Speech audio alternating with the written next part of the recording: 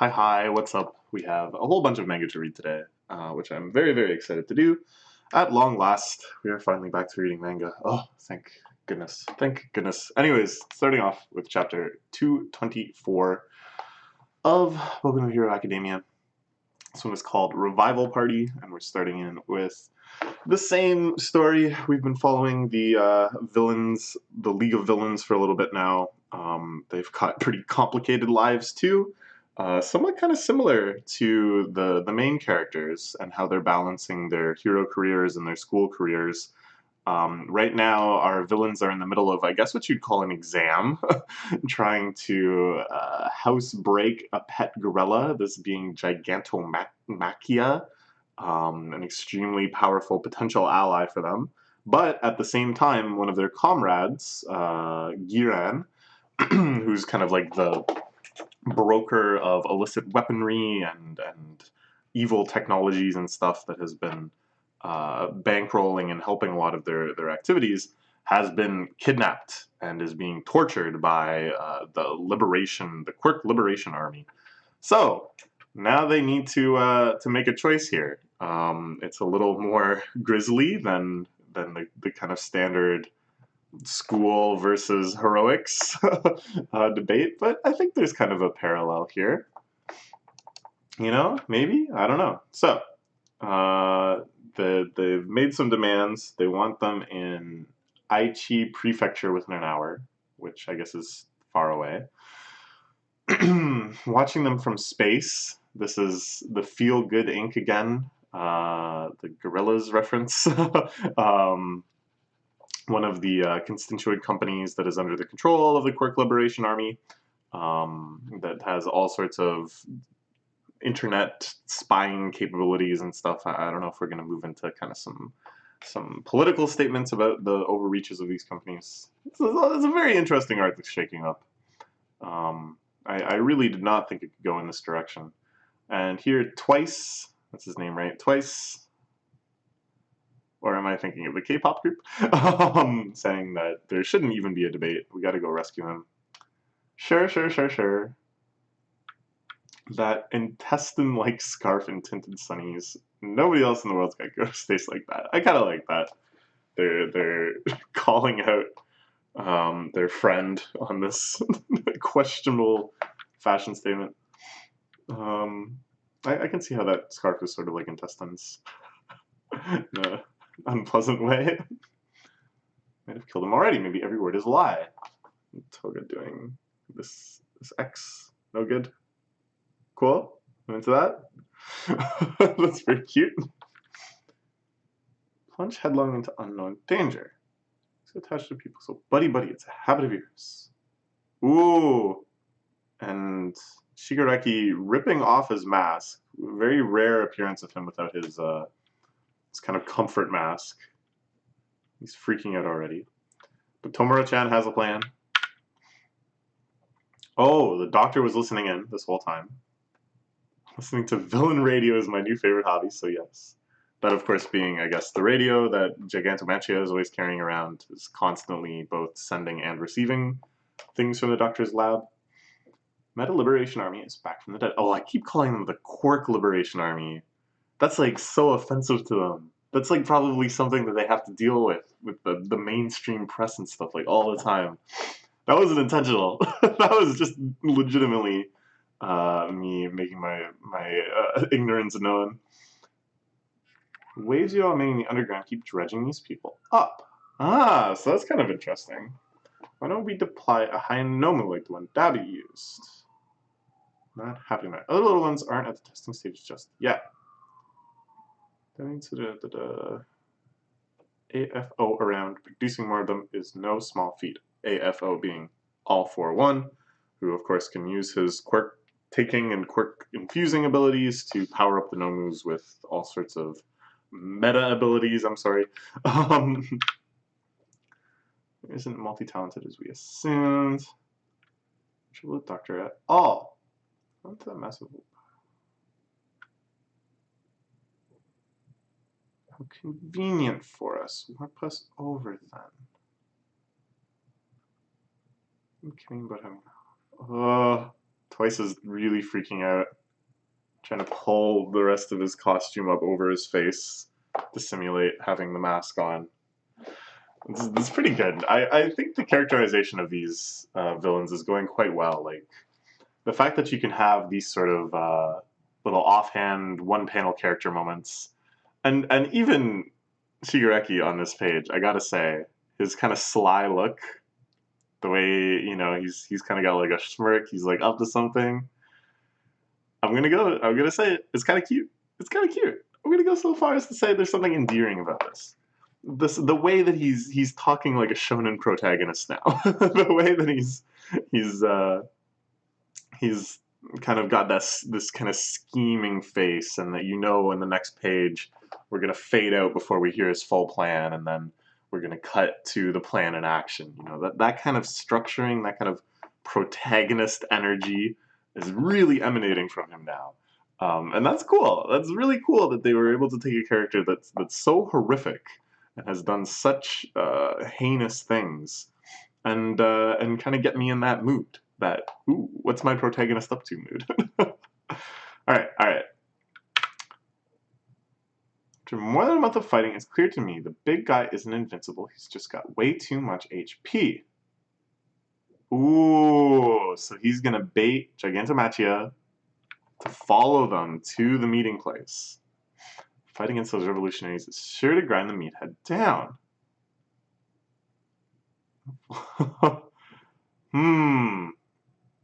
Okay. So, I mean, as fitting for our villain and protagonist, or what is that called? A deuterantagonist or something? The idea of, or an anti-hero, I guess, is maybe the less literary studies type term. His plan is kind of shonen-y, you know, but it's pretty underhanded and is willing to make some sacrifices. And basically, this idea of trying to grind Gigantomachia down is pretty disrespectful to him as a person. And but again, it all speaks to his character. It's all cool character development. And I am excited to see Gigantomachia as like a recurring proper villain, not just this kind of agent of chaos that is fighting anyone and anything, but as something that our heroes are going to have to team up and fight. I think that's going to be really sweet. I'm getting Oars vibes, like in One Piece.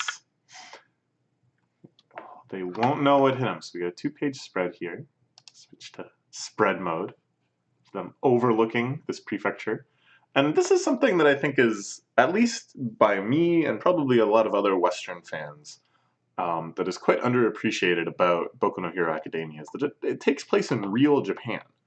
And that all the locations they go and fight, all these prefectures and neighborhoods of Tokyo and all this stuff, are, as far as I know, real places. And I think when they do shots like this, they're actually quite accurate. And there's probably all sorts of little famous locales and famous buildings and stuff that are depicted here that I have no idea. Like, I actually just have no idea. But the way that they're kind of slowly exploring Japan bit by bit and bringing out these qualities and stuff, I think is really cool. And it probably, if I'm more in tune with Japanese locales, I could even like anticipate maybe thematic aspects of upcoming arcs based on where they're taking place. But man, like, there's probably going to be a class trip arc, right? And they're going to go to some real place in Japan, some common class trip locale, like maybe Kyoto or something, or even Okinawa, or who knows. And there's going to be an arc to reflect that, which I think is really cool. And my ultimate dream, of course, is that eventually we're going to go overseas and we're going to have European heroes and American heroes and I don't know, like, you go anywhere. Like, the world is in this beautiful place of enrichment where it's layered over all of the kind of meaning and understanding of the real world, but with superheroes too, with that kind of lurking hidden potential. Okay, so they're here. They're here. They warped over. They're all together. Even Dabi has returned from his missions. Overlooking the site of their meeting place. Who knows what will happen? See, look at this. Talk about the burbs. Not too small, not too big. Nice atmosphere around here. Ticks me off. These little things. This is probably what the prefecture is actually like. And imagine you're a kid reading Shonen Jump and you see where you live destroyed by a gigantic monster. No. Yeah, it would be exciting, right? I think it would be exciting. Remaining in class with Makio will require that we fight as well. So there'll be no walk in the park. Yeah, that's true. Dabi and Twice. That was during the recruitment arc. I remember when they were first introduced. Giran hooking them up. Someone's coming. Okay, they all take their battle stances. Ordered to guide you into town. Ooh, if you want to face to face with the Liberation Army's commander, you best follow me. So this is some sort of like, this guy looks like a hero. there's nothing of the villain about him, nor the revolutionary. He's from the ground up like a child's drawing of a hero. Look at that chin. Oh my god, that chin is like a 10-gallon can. So the Meta Liberation Army is hiring heroes to work as like escorts and as muscle and stuff. And it's like that alone wouldn't really justify them because of course the Meta Liberation Army has some extremely powerful people too. So this makes me think that they are anticipating needing to wield power in a socially acceptable space. That is to wield power through the guise of heroes, not yet revealing like their actual inner motivations. You know what I'm saying? So it like up until now, it kind of seemed like they were content with we're going to wait in the shadows, we're going to accumulate power, we're going to silently rub out our enemies, and then at some point, like revolution. Whereas this is a lot more kind of creepy and kind of saturated in society already. Like I don't know. This is quite interesting. Quite interesting. They're following this hero. This is a weird, awkward shot of them all just marching along behind him. It kind of reminds me of like Kimono Friends or something. Oh, this whole city, huh? There's another hero up on the roof. Oh, I kind of get what's happening now. So, I think it's all a bluff from the Meta Liberation Army. They don't have any intent of giving them their friend back. What they did instead is tipped off the Hero Association that all the big players of the League of Villains are going to be right out in public in this town. So you got to evacuate everybody. You got to get as many heroes as you can stationed around there. And yeah, just F them up. I think that's our hero here is going to turn around and say, all right, get him. Isn't usually my turf, but today's a big exception. Mundaka City, 90% of the population, heroes included, are liberation warriors lying in wait. This is a liberated district. Okay, so it's not that he tipped off heroes. These heroes are already part of the Liberation Army. All right, so this is one of our executive guys, and I think this woman is as well. The woman is, oh boy, I read it so long ago.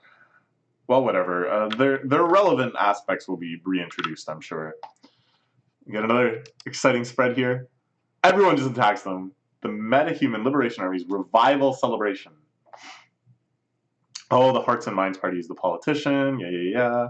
Someone easily could have 110,000 followers. Got that. Waiting over there with a crane community. Mini boss. Tomura, of course, always thinking along these lines. Always trying to find the bigger picture. Just this shot of all these like mostly plainclothes people letting loose with their meta abilities, I think is pretty cool. Look at this guy up on his balcony, just like psychically sending a stream of books at them. This kind of rotund man in his apron running in to do something, I don't know, and this balding businessman running forward like he's Ida, what's Ida's hero's name? Imperium or whatever. That's great. So great, so great. Just little details in this. I think this is something that, if this aspect slips, that'll be the canary in the coal mine that the series as a whole will go downhill. But as long as whenever you see a crowd shot, it's a whole bunch of people doing all sorts of crazy stuff with quirks, then you know that the love is still being put into the series and all these tiny places. Like, you think any of these characters are ever going to show up again? Like, no. But all of them are doing something. Like, look at this. There's a man with, like, his feet are all spread out. There's a guy over here with claws. There's a guy shooting some sort of sonic blast. Man with big teeth. Like, they're not all the most creative powers. Man with big teeth and goblin-y looking ears. But just the fact that they made the effort, that it's not just everyone going like blast, or this guy back here with the crazy hair whip. Like, it's great. It's great. It's just the love. This is reflective of the love that the mangaka is putting into the series, and that's really the most important part. All right, and of course, Tomura not hesitating at all to just dust these people. God dang. Oh, this is what we're good at. Oh, but Toga knocked ahead by an explosion. The ground blew up. Go on in connection with a string of bloodletting murders. Isn't Himiko Toga herself? How did this high schooler turn to madness in this shocking exclusive interview? Here, her stories in her own words. How's that for a headline? So this is, yeah, this is like the media girl. Like, this is like the news girl, right? And the other guy was the social media guy, the feel-gooding guy. Anyways, so she has some sort of photography power, it seems. Look at something in that story blows up. Like, that kind of pun, I guess, is maybe what we're going for. Like, yes, that square of concrete. I'm sure that's gonna blow up. That's gonna make the news in a major way. It's an explosive story, and then it literally explodes. I'm fine with it. All right, let's do it. Sweet. Okay, we got 2 more chapters of this. So no point in speculating too much. We might as well just move onwards. I'm quite excited. All right, see you in a bit.